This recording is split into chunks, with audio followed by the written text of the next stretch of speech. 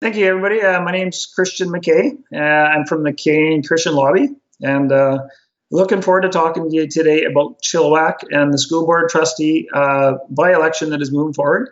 For those of you who don't know, Chilliwack has been on the front lines, the forefront of SOGI 123, which is the trans movement. The trans agenda is using it to move forward.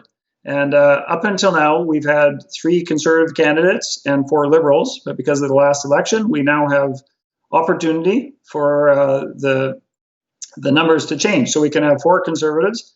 And in the past, we've had just recently, they voted in that there will be no dress codes, for example. So the children can wear any attire they want, however they want. And nobody will say it, whether it be pornography on it, things like Legalize Everything, that kind of thing, right? So this is just an amazing opportunity for Chilliwack to have a 4th conservative candidate and on the board. So for those of you who don't know, Karen Bondar is very liberal, I'll say for that at this point. And I'll let everybody else draw some conclusions from John being here today. So we also did invite Karen Bondar to join us because we've been sharing her videos and clips and pictures that have been out there. If we're going to call natural all the stuff that actually happens in nature, then boys having sex with boys and girls having sex with girls is completely natural.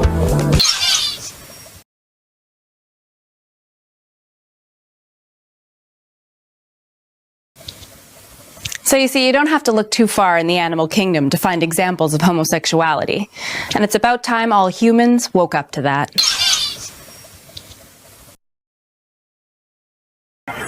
This time on Wild Sex, we're taking a look at all the ladies who are engaging in nature's oldest profession, prostitution. Swingers, orgies, three-ways, whatever you want to call it. Don't knock it till you've tried. In this episode, we're talking 50 Shades of Grey in the animal kingdom. Your mother was wrong. Masturbation is good for you, and everyone is doing it. And we've been accused of defaming her and spreading misinformation about her. So she said she wouldn't be able to do it today, tomorrow, or this week, unfortunately. So hopefully down the road she would be a little more interested. So yes, so John Euler, I noticed him on Facebook on the Progress, Chilliwack's mainstream media there, and he was very interested in what was going on, as you could see. And I noticed also that he's from the United States. And myself, my flags were up. I have never seen some of the videos like I have from Karen Bondar that were out there. So I thought, who am I? Other than my flags are up and this is scary, there had to be something more going on. And, you know, I understand that the Chilliwack Pride is promoting her. And I know Chilliwack Pride is connected with Morgan Ogre, right? And for those of you who don't know Morgan Ogre, he is a trans gentleman.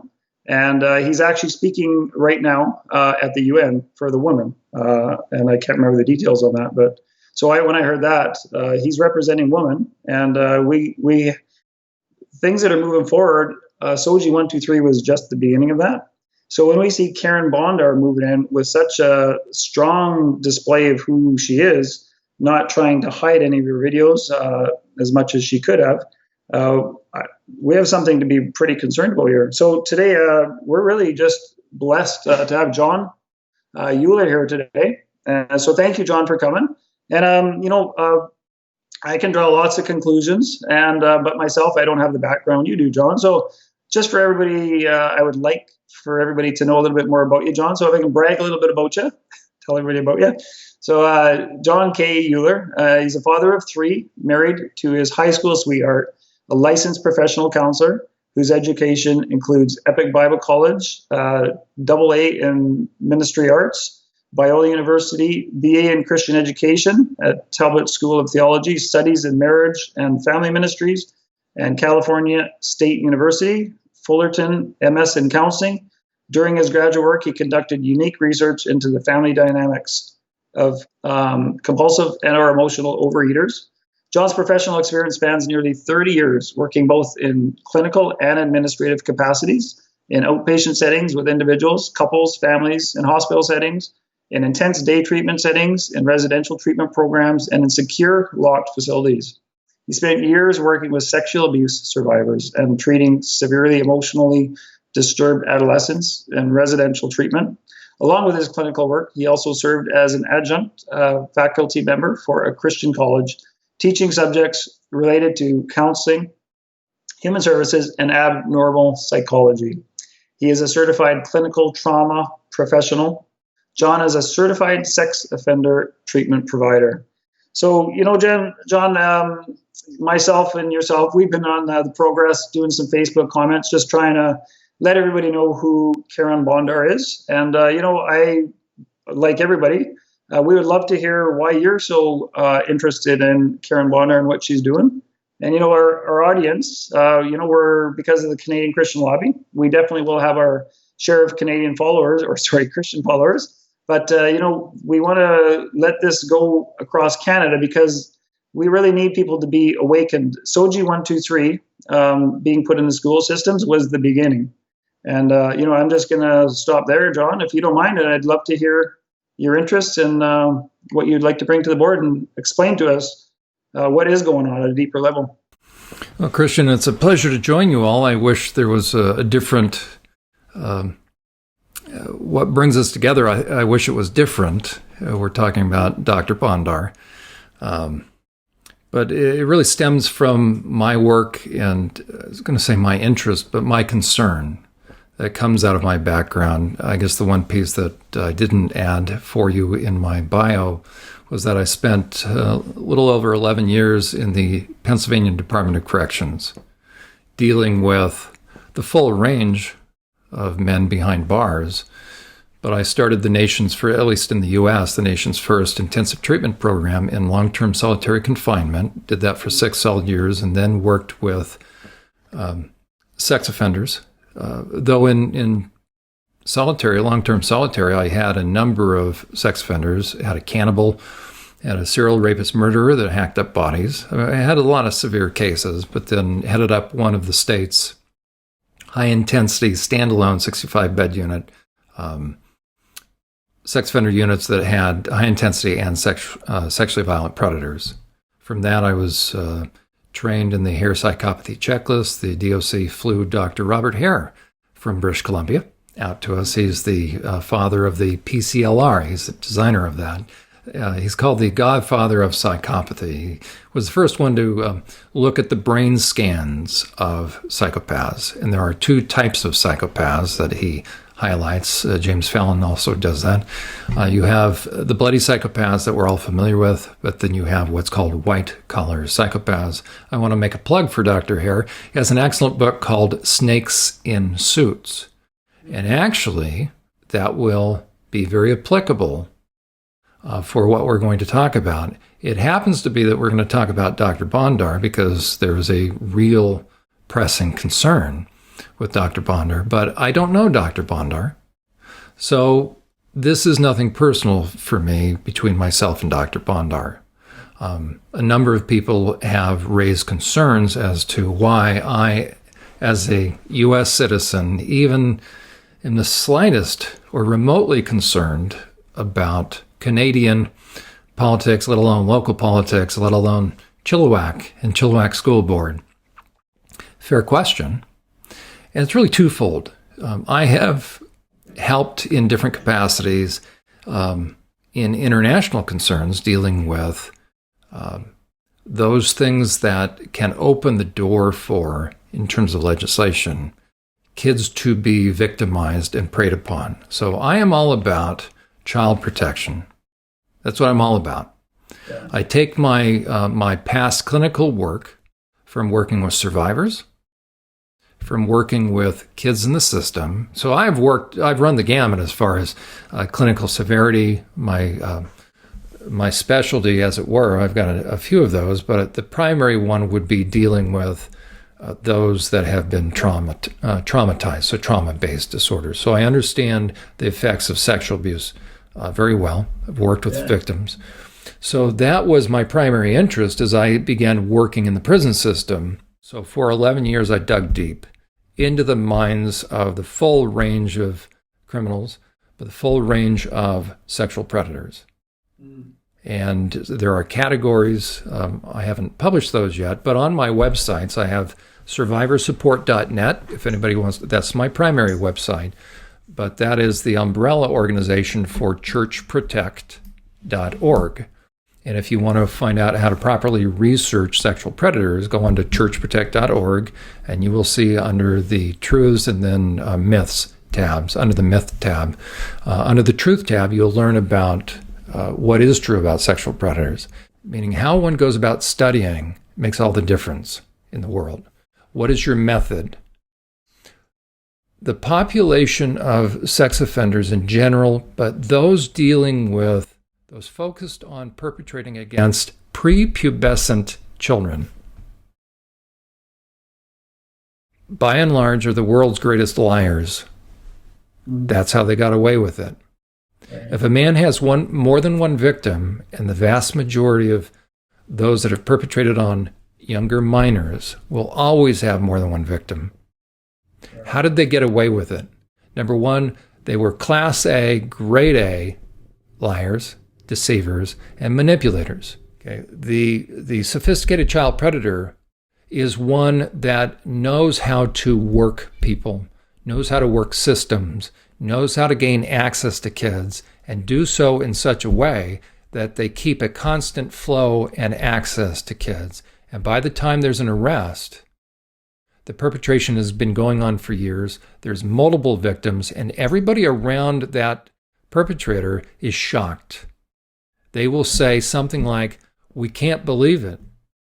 She didn't seem there." That's the sophisticated predator, kind that we need to be concerned about, and the kind that drives me to try to help educate people, is the sophisticated kind, because they are the ones that will go to the places. But the more sophisticated they are, they will go into jobs, they will go into careers, but they will go into those fields where, by degree, they can access kids and they have a position of respectability, authority, and trust. And now we're talking about, and my primary concern over everything else, and this should come as a sort of relief to some that might be listening, because some folks think I am anti-alternative lifestyles. I don't really speak much about that, and you'll never find anything I've written that is anti-alternative lifestyle. I challenge anybody to find it. You won't, because I'm very careful in how I differentiate predators from non-predators. Predators will embed themselves in any group, any organization, any movement, wherever they can access kids. But the more vulnerable the kids, and I define that two ways, the more trusting, therefore they're vulnerable, they're easily manipulated, or the ones that are actually wounded and have mental health issues, or also have, now we call it autism spectrum. Okay, they will go where they can find those. Why? Because for a perpetrator to perpetrate, he has to cross boundaries and do so in a way that doesn't bring attention, that doesn't cause the victim to cry out or bring attention. So it's all about manipulation. That which she has produced is very near and dear to her heart. It's part of who she is. And so whatever is in her video, I think is fair to say that she's produced it because it's important to her. Come and join me, Dr. Karen Bondar, as I delve deep into my favorite topic, animal sex. Do you spend all day dreaming about sex? Well, it's about to get wild. Come and join me, Dr. Karen Bondar, as I delve deep into my favorite topic, animal sex. Ever heard of the phrase, fuck like rabbits? Spiked penises, golden showers, and a 15-meter-long member. This is action like you've never seen before. So from penis snapping to vaginal plugging, if you want head, you'll have to eat your partner first. I'd rather be stuck here in these pants with you than forced to die in a sea of ejaculate. I'd like to talk to you about group sex. No need to be embarrassed. Now, while humans generally accept genetic donations from only one donor at a time, you can see that in the animal kingdom, sometimes it makes sense to be a little whore. This time on Wild Sex, we take the golden shower to a whole nother level. and I find out how far I can pee. There's a whole lot of wild sex going on in the animal kingdom. I think I'm gonna go get me some of that. Let's face it, homosexuality happens. In fact, in the animal kingdom, gay and lesbian sex is pretty much as common as straight sex. Boys on boys, girls on girls, boys on girls, boys on boys on boys on girls. You get the picture. So the next time someone tells you that the natural union is between one male and one female, you might want to remind them that the only added benefit of a male-female partnership is the possibility to produce offspring. If we're going to call natural all the stuff that actually happens in nature, then boys having sex with boys and girls having sex with girls is completely natural. So you see, you don't have to look too far in the animal kingdom to find examples of homosexuality. And it's about time all humans woke up to that.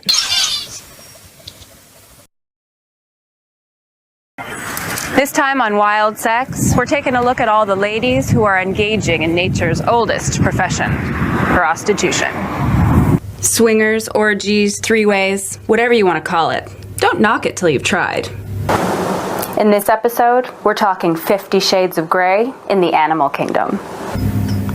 Your mother was wrong. Masturbation is good for you, and everyone is doing it. Penises. Ah, the penis. I wonder what image you have in your mind right now. Perhaps one of the human variety, your partner, or one from a particularly memorable one-night stand. Well, human penises are actually quite boring when we compare them to the rest of the animal kingdom. Everybody read up.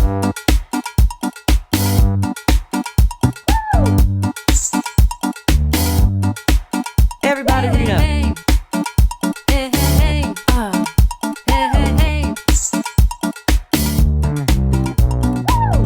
If you're not clear on your invertebrates, don't worry, I'm here to set your knowledge straight. Maybe you're stuck in father, cladistically behind. Let's get them straight in your mind. Everybody read it. Okay, so here we go. Don't underestimate them, cause these great animals outnumber us in nature. They will exhilarate you. Diversity is so huge. Humans are minor next to, and that's why I'm gonna give you details on invert fauna. On invert fauna. I know you want them live at grand scale. Don't let it get past you.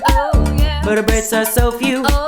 Most organisms have no spines.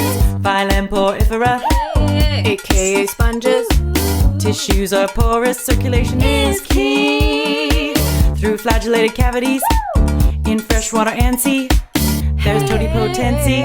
Next we hit cnidarians, corals and jellyfish, mesoglia, nematocytes. Box jellies will kill you so quick. They're predatory in all their glory.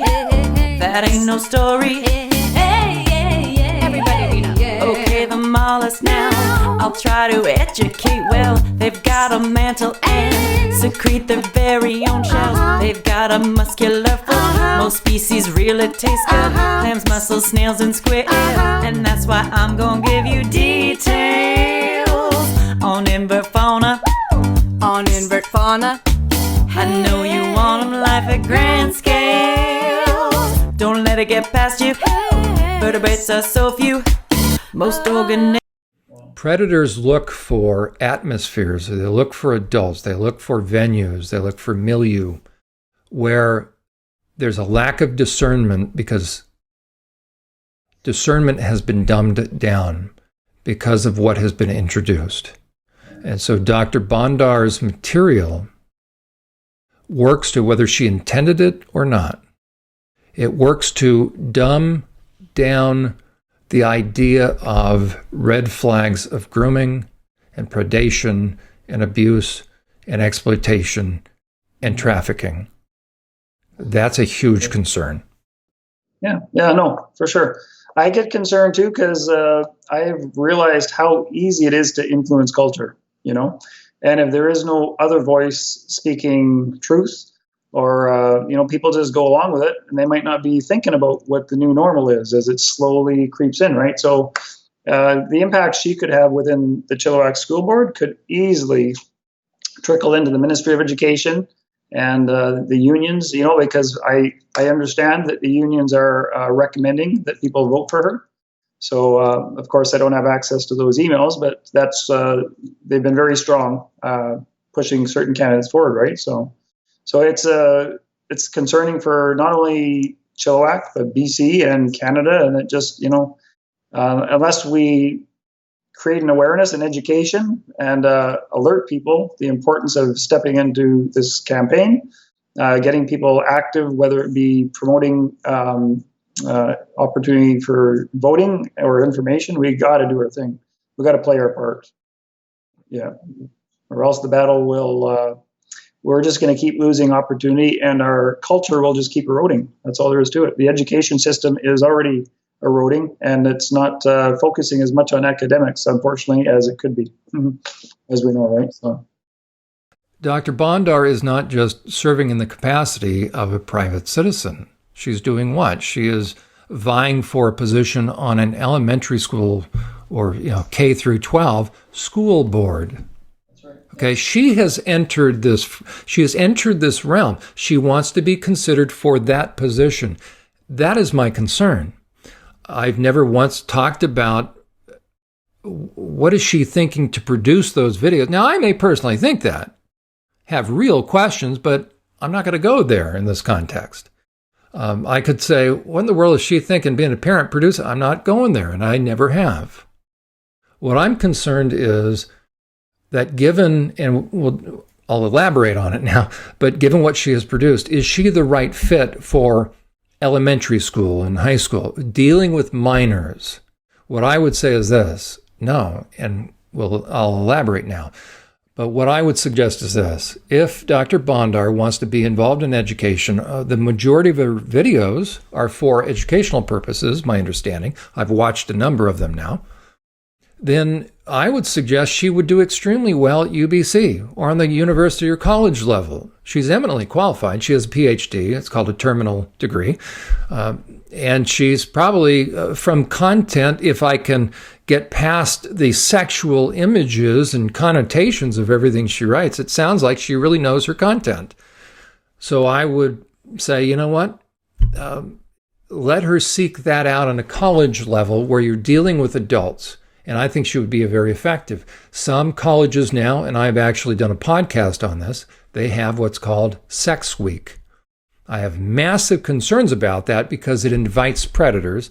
But aside from that, my guess is I'm going to have a hunch that UBC has Sex Week activities. She would fit in perfect. Her material would fit in perfect. She could demonstrate. She could demonstrate. Everything she does on her videos would fit right into that type of venue.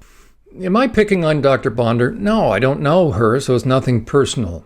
And if she wasn't who she is, and if somebody else had produced this and running for school board, dealing with minors, you and I would be talking. So it's not personal to Dr. Bondar. The concern is this. At the very least, though I think there's other concerns, and I'll highlight those, but at the very least, one would have to say she really thinks about, and that which she has produced emanates from what's inside of her. I think it's safe to say she's put a lot of time, effort, energy, and resources into producing that. I produce my own podcast. So we do what we speak about, or we produce that which is important to us. She's passionate about biology. I can see that. But she's also passionate about deviant sexuality, per her own words. And now the primary concern, one of the big concerns, her shirt. Now, she could have worn any other shirt, but her shirt says, Legalize Everything. Now, I wish she was on here because I would be happy to ask her, could she define that? Based upon what we saw, I have kind of a hunch what she means, which certainly means this. Legalizing prostitution. I would be curious about her stance on that. My guess is it's not the Nordic model. There's a couple different ways as far as legalizing prostitution and the implications of that. I have 2 documentaries on that and a podcast interview with Jackie Gwynn, who was a receptionist in a legal brothel in Australia. Okay. The Nordic model legalizes the prostitute or sex worker, but still criminalizes the pimp, the buyer and the seller. My hunch is this: Dr. Bondar is for complete legalization or decriminalization, which makes pimps and johns legal buyers and sellers. So the question is, what is Dr. Bondar's position on that? That would be important. Why? Because what goes hand in hand also with that, what you're going to find, people that are pro-legalizing everything, which means buyers and sellers as well, is the lowering of age of consent. And inevitably, those two things go hand in hand. California just did that. Well, what that means is this: if I am in favor of lowering the age of consent and legalizing everything to do with prostitution, then the question is, can I discern between free consent or those that are being trafficked? And what I would contend is this: Dr. Bondar is going for a school board position that she will be in charge of curriculum decisions and policies and ultimately child protection. And because of her positions, no pun intended, because of her philosophy and perspectives, she has, in my perspective, massive blind spots, which will prevent her from meaningfully differentiating. And that's actually not my perspective. I would love the chance to ask her, for her to tell me if she is successful in legalizing everything, or if things were to be legalized, could she tell me the warning signs or the red flags of a young person that's in it for out of their own choice? I'm sure every now and then there is. All right, they watch Pretty Women and they think they can do that. Or a child being trafficked because the traffickers work with young people to recruit. And that's a huge concern. So right now, her blind spot prevents her from creating a culture of protection. And then here's a primary concern: it prevents her or inhibits her ability to fulfill her basic function as a mandated reporter of suspected or actual sexual grooming, sexual abuse, sexual manipulation, exploitation, and trafficking. Since she advocates for legalization of everything, and because she's hypersexualized, she would not be able to tell me, and if she was here, I would welcome that. We should give her that opportunity. We have. It would be wonderful to hear from her what she knows about the red flags of kids that are being trafficked, kids that are being abused and exploited and groomed.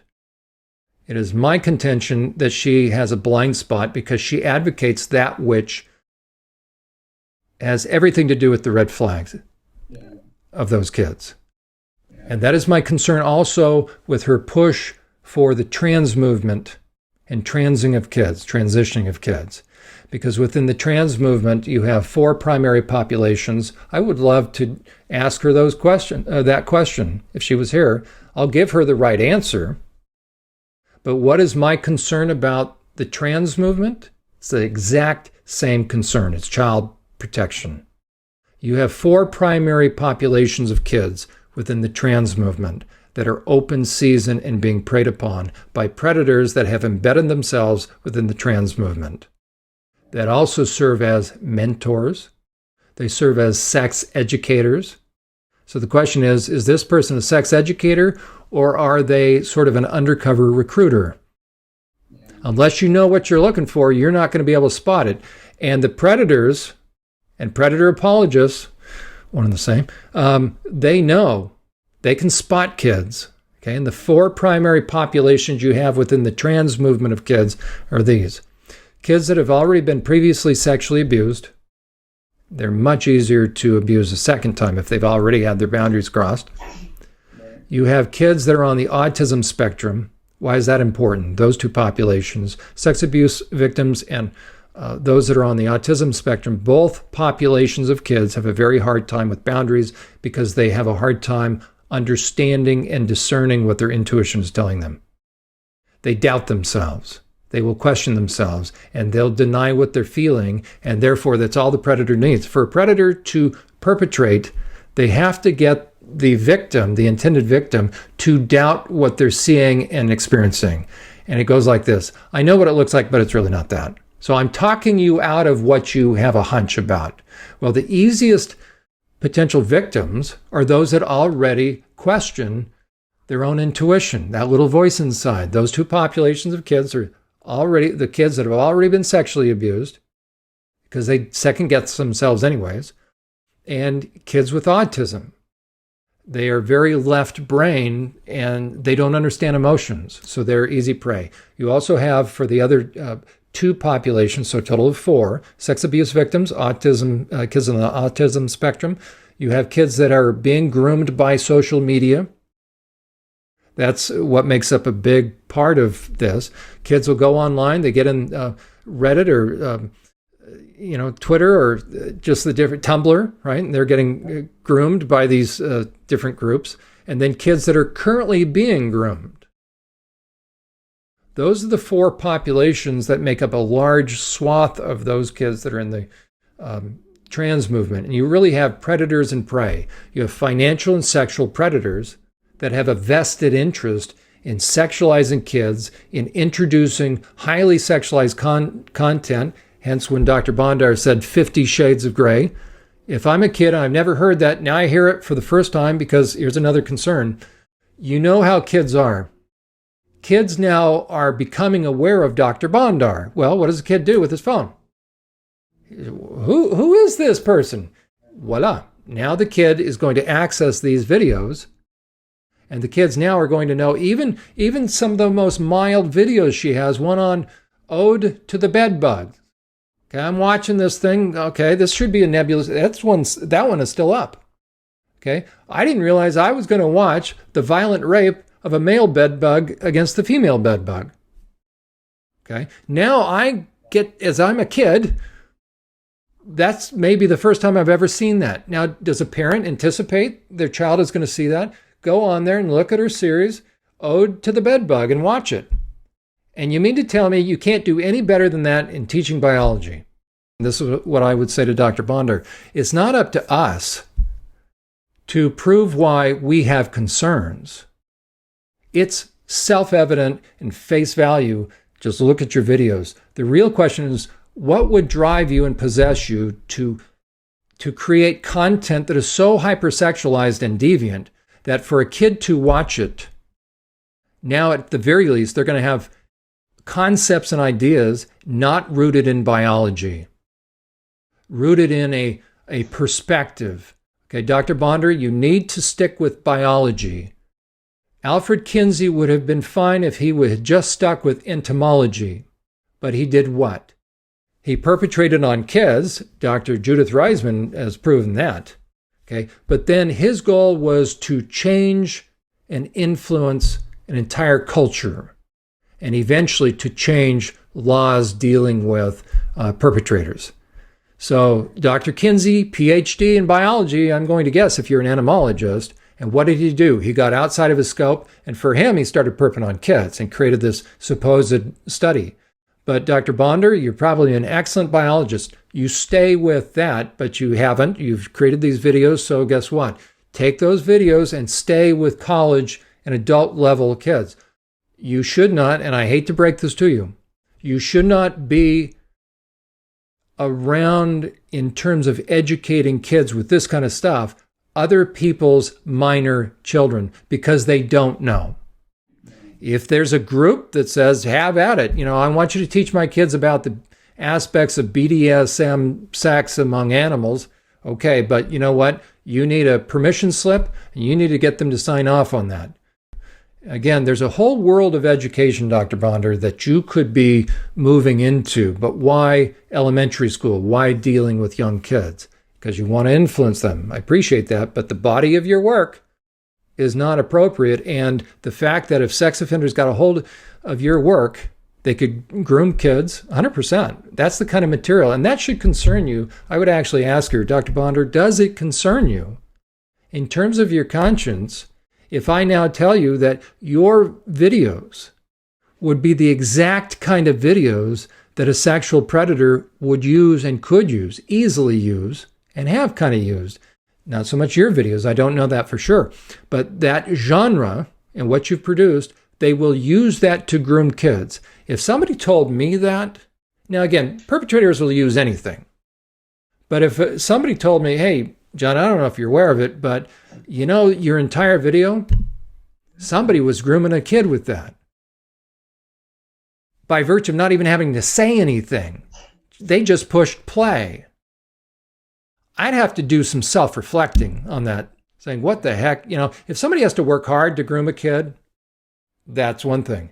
But if the material I have produced does it all for them, that's huge. That's a huge concern. And she's moving outside of her scope of expertise.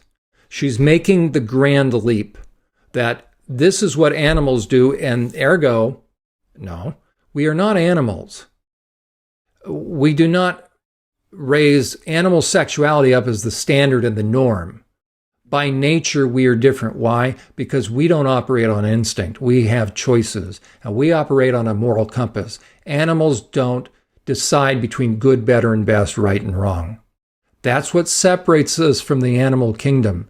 And if you send the message that birds do it, bees do it, hey, you know, we can do it too. Number one, you've lowered the bar as far as expectations of humans, and you've used that as the norm. That is not the norm.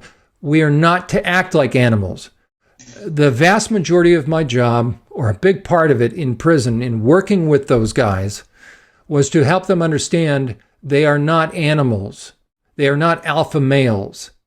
They have a choice, they have responsibilities, and they can control themselves. And they make choices and decisions based upon the extent to which they're going to negatively impact somebody else.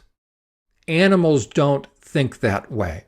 So we are to raise the bar with humans and human instruction, teaching kids rather than lowering it, and say, whatever feels good, do it. You go with impulse. And you know what? Societal constraints, or the constraints that your parents or religious setting has placed upon you, you know what? Those are abnormal. Those are artificial. What really is true is whatever the animals do. Really? Then you tell me how she's going to complain when a young man rapes a girl. What is statutory rape then? She has removed any potential for criminal implications out of how many types of behaviors. And that's what should concern parents, and why she's not a good fit for an elementary and middle school, junior high, or secondary school. Let her go teach in college. But to tell kids the message and to have videos out there that says, don't knock it until you've tried it. Would we say that about smoking? Would we say that about drugs, driving without a seatbelt, drinking and driving? No. But the one activity that has guaranteed lifelong implications, because we're not just a bunch of hormones. We are body, soul, and spirit. And you cannot sleep around, especially as young, but anybody. If you can get to a point where you can sleep around and it doesn't bother you, you're no longer a human being. Right? It's supposed to impact you because it's two souls becoming one. But for Dr. Bonder, it's not only recreational sex, it's animal sex. And she is way too fixated on this stuff. So her role being on the school board, a couple of primary concerns. She cannot discern, and therefore she cannot discern predation, and therefore she cannot meaningfully fulfill her responsibility as a mandated reporter. She's disqualified from that position by virtue of her blind spots and what she has verbalized. And then she's going to be over the issue of policies and procedures and what content overall is going to be delivered to the kids. That's where her inclinations come in. She comes in with a bias, and I've already heard her say she is in favor of SOGI 1, 2, 3. Okay, why? because she believes that a kid can be born in the wrong body or gender fluidity. And now she's outside of her scope again. And I can tell you this, prior to 2005, you will not be able to find a case, all things being equal, in normal counseling setting or even residential treatment. Myself and my colleagues never saw one case of gender confusion. We saw a lot of cases of kids that have been molested and kids that have real issues. Dr. Bondar could not tell me, my guess is, tell me the 8 primary mental health diagnoses that these kids have that are overlooked by gender therapists. No, everything is regrouped and reinterpreted in terms of gender. Now you've taken a kid that probably has been perped on, probably being groomed, and you fast track them toward what? Sterilization and eventually amputation. This is not protecting kids. This is not helping kids.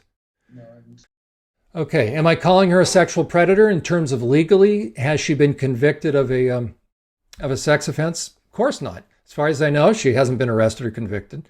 However, that is fair game for any of us to investigate anybody's background. Okay, I'm calling her someone who is extremely sexually deviant and is using videos to influence people toward deviance and encouraging men to objectify women. Now, what's the difference between lust and deviance? Lust is what we all battle with. It has to do with desire. You go down a certain path, and by the way, there was always predation and deviance prior to porn. Porn and the internet simply has supercharged the process. But now in the year 2020, you find anybody that's perping on a kid and you try to find an absence of porn and you won't find it. Now that has been opened, it's inextricably intertwined. Okay. What I'm saying is this: she is predatorial in this sense. She is having an impact upon kids. She's going after their innocence. She's going after their ability to discern and have boundaries. That's predatorial. She may not be going after their wallet, but she is trying to achieve an end. She's trying to also take something from them. What is she trying to take? Their ability to have their own boundaries and their ability to blush.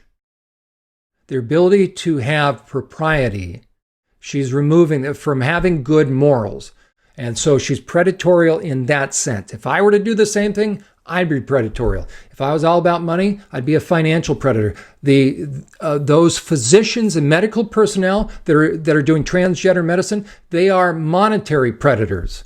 They are using kids as a means to an end. So they are predatorial. Okay, there's a big difference. I'm not calling her a convicted sexual predator. What I'm saying is she is predatorial. Okay. And deviance has to do with the effect I can have on someone. So lust has to do with I'm aroused by someone and what's happening in the moment. Deviance has shifted to, it's not so much making sure the other person is with me, but now I'm taking the subjectification and I'm having a negative impact and I'm getting aroused by that. So I'm no longer seeing the person as a person. BDSM, 50 Shades of Grey, is deviance. What now is described, and they even describe it as entertainment. And the men in my sex offender group, when I was in prison, and that movie, when I was teaching sex offender treatment in prison, the day that movie came out on Valentine's Day, I had a discussion with those guys, and I asked them, and almost to a man, they smiled and they said this, by and large. They said, Mr. Euler, if that video had been available for us, the grooming would have been so much easier because it does the work for us. Okay? So the grooming is now profound. Here's another point. School board members are mandated reporters regarding suspected grooming and abuse and exploitation and trafficking. She cannot meaningfully discharge that responsibility. Because of her stance and her inclinations, she will necessarily have blind spots regarding the primary red flags indicators of sexual predators. Predators would use her exact kind of video to groom kids. If men in my sex offender treatment were found in possession of that, they'd be violated. They'd go back to prison. She takes a legalize everything approach to prostitution, lowering the age of consent. I'm going to assume that. She could come on and tell us she doesn't believe in that, but she'll then have to change her videos. She is as hypersexualized in her message to young people as you can get. I've never seen virtually anything like this. What is she going to do when young people access her videos? and hear the highlights of the virtues of swinging, orgy, three-ways, group sex, and golden showers. Why did she remove or block her educational videos if she's proud of her work? Again, full disclosure, parents need to know, why is she not providing parents easily with the full body of her work if she's not ashamed of it, or if she knows that they would protest? How does she feel she is qualified to go from the scope of her practice and knowledge, which is biology, to making the grand leap to teen sexuality and gender fluidity? The trans deception is a targeted scheme. It didn't exist prior to 2005. She says we're just learning more about it. That's a lie. That is not true. Without porn and adults using sexualized material to groom kids, the trans deception would die down to numbers prior to 2005. She purposely reinterprets red flags. She's pushing SOGI, sexual identity, gender orientation, based upon the myth of gender fluidity and born in the wrong body. She knows that there are two. Here it is. She knows that as a biologist, biology 101. She can't even any longer, if she's going to espouse SOGI 123, she can no longer teach biology 101 because when it comes to chromosomes, so she has to choose whether or not she's going to be a biologist or an advocate. And she's causing minors to have blurred sexual boundaries, and impacting their conscience and their intuition. And here's some questions for her. I'm looking at the time, I'm aware of it. Can she list the 4 primary populations of kids? We already talked about that in the trans deception. Can she list the primary mental health diagnosis of kids getting recruited in the trans deception? I know what they are. Can she list them? Because if she's going to protect kids, she needs to know them like the back of her hand. Does she stand to benefit from an increase in gender confused kids? I believe she does, based upon what she's into and her videos. She'll generate more of an interest in that. Does she have an agenda that will lower... does she have an agenda that will result in lowering kids' inhibitions and morals? Does she leave young people more likely to be targeted and groomed by predators? The answer is 100% correct. Can she work in education? Of course, at the college level and university level, but not around other people's kids in a position without parents being fully informed. How many parents have seen her videos, and how many parents want their kids learning about ejaculators, smelly vaginas, violent rapes, when they were just thinking that the kids are going in to study about animals and bed bugs, to influence policy and set curriculum? As a mother of 4 kids, how would she feel if her own kids got a hold of her videos?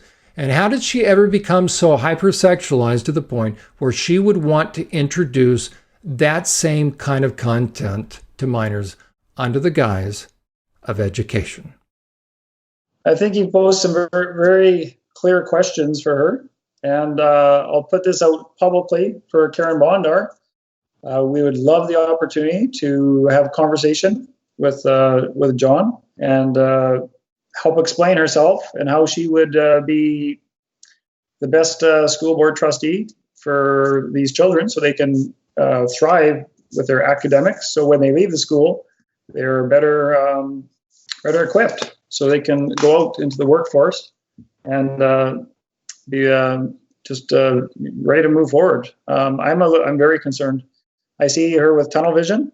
Everything she does, science-wise, everything else revolves around her moving forward with that kind of thinking. So, yeah, I cannot thank you enough, John, for bringing some clarity to that. And there's so much more you could share with us. I know I listened to a little clip of with Dr. Judith, and just some of that in itself was just, there's so much there, how it all comes together. And it's not logical for us unless we've experienced or been informed or equipped and educated in that field, right? So to have you on board, we cannot thank you enough.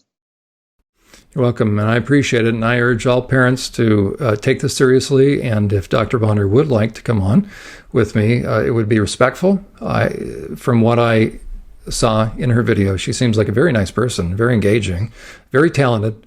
I just think that some of her content, I would love an opportunity to show the videos and have her walk through her line of reasoning, what she's trying to achieve, and then I could share with her my concerns. And is she aware of how her videos and the content could sexualize kids, make them open to predation, and how predators could use those, and the issue of mandated reporting. We could talk about that to find how much she would be able to spot predators and kids being preyed upon, and therefore discharging her duty as a mandated reporter.